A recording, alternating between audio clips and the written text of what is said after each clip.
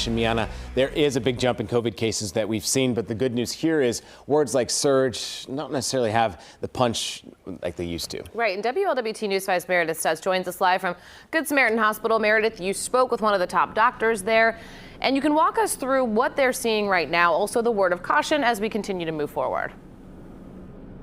Yeah, good morning to you, Kelly. We want to try to sort out some of this confusion because right now we are in a surge. But Tri-Health Medical Director for Infectious Diseases, Dr. Stephen Blatt, tells me that we are coming off the peak of this latest wave, which is a good thing.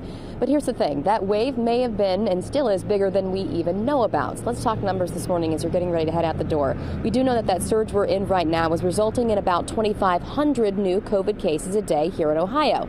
Now that is much better than the 20,000 cases we saw per day back in the winter. Now, Dr. Blatt tells me thanks to vaccines, weaker mutation, and more people having protection after getting COVID, the cases are more mild and are usually mimicking the common cold. So we're talking about symptoms you may see like a sore throat, fever, congestion, and cough. Now, brain fog and exhaustion can still exist as COVID symptoms, but we are at a much better place than we were even 6 months ago. But remember, most people are now likely testing at home, so numbers are likely being underreported. I think a lot of people are doing home tests now, which are quite good. And so I think the numbers that are being reported to the health department are an underestimate of what's really going on in the community because people don't report themselves to the health department generally, but they stay home from work, which is appropriate. They wait the 5 days till they're feeling better and their fevers are down, and then they can, come out of isolation. So I think having home testing is a big help to people. There's not as much testing going on maybe in healthcare systems because the home tests are now available.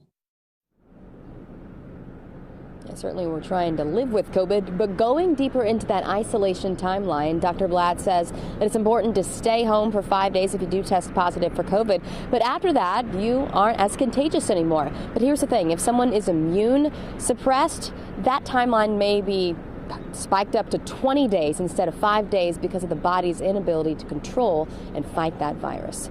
Reporting live, Meredith Stutz, WLWT News 5. And Meredith, it is summer travel season, so what does Dr. Blatt recommend people take with them? You understand you might want to throw in a few more things than sunscreen and your suit. For your swimsuit, actually you want to toss in potentially 1 or 2 of those COVID take-home tests, even if you aren't going to be home. If you're going on vacation, it's a good idea. They're small and they can easily fit into a carry-on bag or your suitcase. That way, if you do feel sick, you can test immediately instead of waiting until you get home. That way you can isolate if you need to. Also, throw in a couple masks as well. That way you can prevent your family and your friends from getting sick around you. Back to you. All right, Meredith Stutz reporting for us live this morning. Meredith, thank you. 6:35 developing this morning. 2 firefighters hurt, 12 people displaced.